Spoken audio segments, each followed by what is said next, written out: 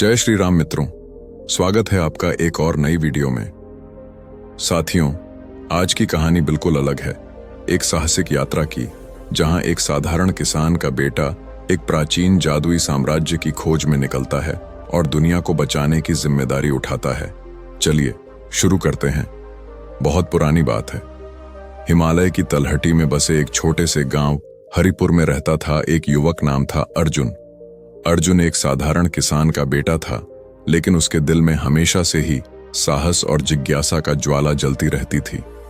गांव के बुजुर्ग अक्सर कहानियां सुनाते थे एक प्राचीन साम्राज्य की, जो हिमालय की गहराइयों में छिपा हुआ था।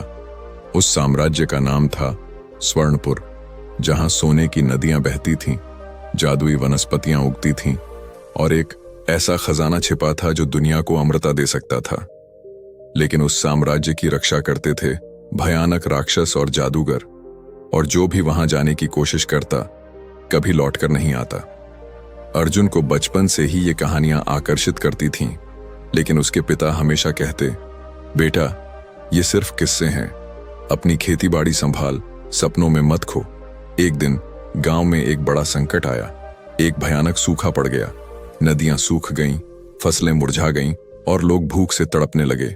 गांव के पंडित ने बताया कि यह सूखा कोई साधारण नहीं, बल्कि एक प्राचीन अभिशाप का नतीजा है। अभिशाप तोड़ने का एकमात्र तरीका था स्वर्णपुर से अमृत कलश लाना, जो वर्षा और उर्वरता का स्रोत था। लेकिन स्वर्णपुर पहुंचने के लिए एक नक्शा चाहिए था, जो गांव के प्राचीन मंदिर में छिपा था। अर्जुन ने ठान लिया कि वह यह यात्रा करेगा। उसके पिता ने रोकने की बहुत कोशिश की, लेकिन अर्जुन बोला, पिताजी, अगर मैं नहीं गया तो हमारा गांव खत्म हो जाएगा, मुझे जाने दीजिए। पिता ने आशीर्वाद दिया और अर्जुन मंदिर पहुंचा। वहां एक बूढ़े साधु ने उसे नक्शा दिया और चेतावनी दी, बेटा रास्ते में 3 परीक्षाएं होंगी, साहस की, बुद्धि की और हृदय की। अगर पास हुआ तो अमृत कलश मिलेगा, वरना मौत। अर्जुन यात्रा पर निकल पड़ा। उसके पास सिर्फ एक तलवार, थोड़ा भोजन और नक्शा था। पहला पड़ाव था भय का जंगल।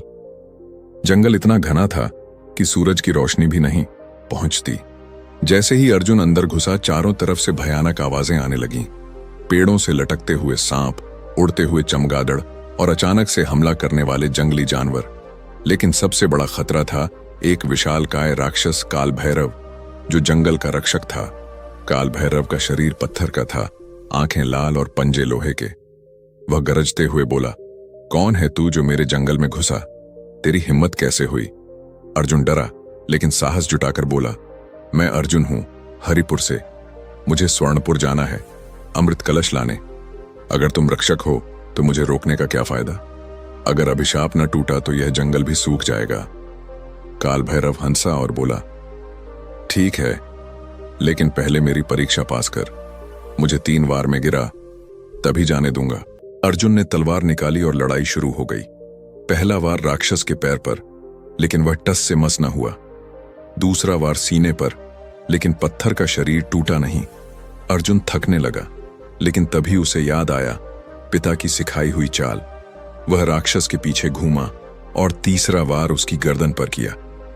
राक्षस गिर पड़ा और बोला, तू साहसी है, जा, लेकिन सावधान रहना। अर्जुन ने पहली परीक्षा पास की और आगे बढ़ा। दूसरा पड़ाव था रहस्य की घाटी। यहां पहाड़ों के बीच एक गहरी खाई थी, जहां हवाएं इतनी तेज चलती थीं कि कोई पार नहीं कर सकता था। घाटी के बीच में एक पुल था, लेकिन वह जादुई था। केवल वह पार कर सकता था जो 3 पहेलियां सुलझाए। पुल की रखवाली कर रही थी एक बूढ़ी चुड़ैल, माया रानी, जिसकी आंखें चमकती थीं और हाथों में जादू की छड़ी।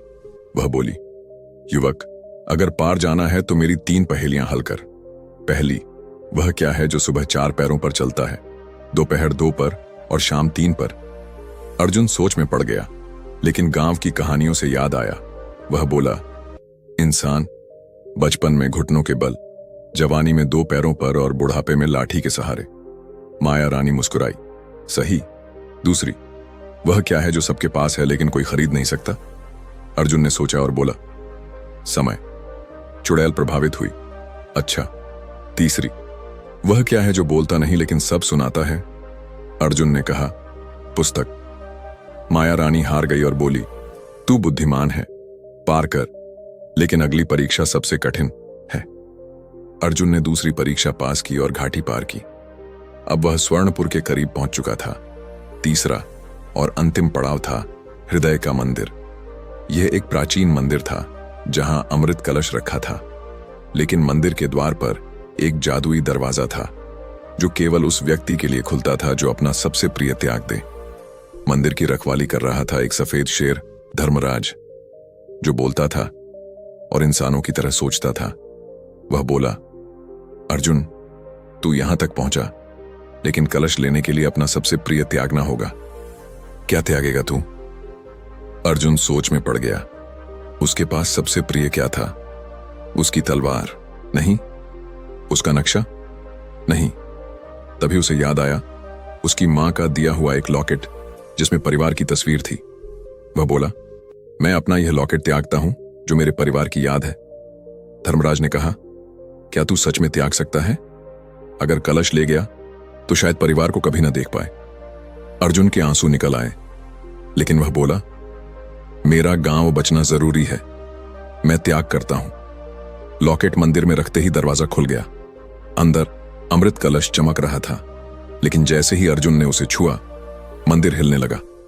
पता चला कि कलश लेने से अभिशाप टूटेगा, लेकिन स्वर्णपुर नष्ट हो जाएगा। एक आवाज आई, अर्जुन, तूने 3 परीक्षाएं पास की, अब चुन, कलश ले जाकर गांव बचा या स्वर्णपुर को बचाकर यहां का राजा बन। अर्जुन ने सोचा और बोला, मैं कलश ले जाऊंगा। स्वर्णपुर की संपत्ति से ज्यादा महत्वपूर्ण है जीवन। अर्जुन कलश लेकर लौटा। रास्ते में काल भैरव और माया रानी ने उसे रोका, लेकिन देखा कि वह सच्चा है तो रास्ता दे दिया। गांव पहुंचते ही अर्जुन ने कलश से अमृत छिड़का। बारिश होने लगी, फसलें लहलहा उठीं और सूखा खत्म हो गया।